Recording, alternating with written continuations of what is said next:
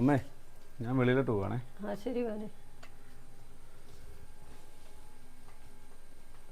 നീ എന്നാ മോനെ അച്ചാച്ചിയോട് കൊണ്ടാഞ്ഞേ?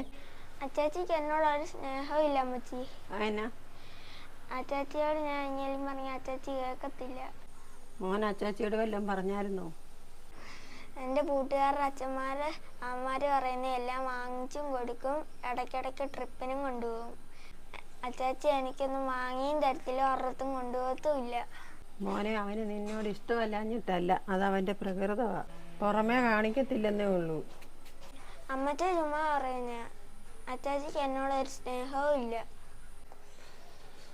അമ്മേ ആ നീ വന്നോ? ഇച്ചിരി വെള്ളം കുടിക്കാൻ തന്നേ.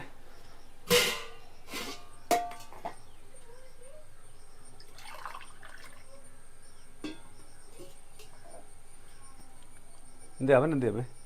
അവൻ കളിക്കാൻ പോയെന്ന് തോന്നുന്നു.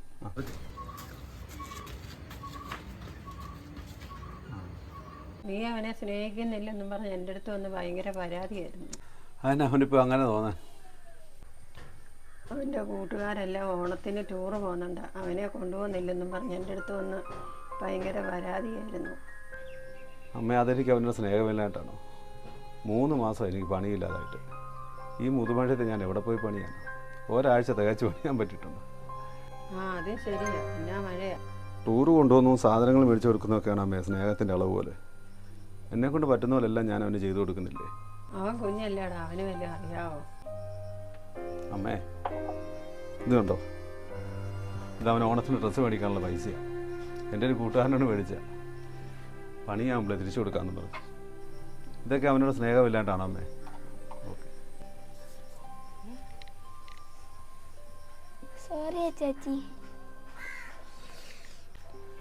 ചാച്ചി മോനെ ടൂറ് കൊണ്ടുപോകാം കേട്ടോ. ചാച്ചിക്ക് പണിയാവട്ടെ.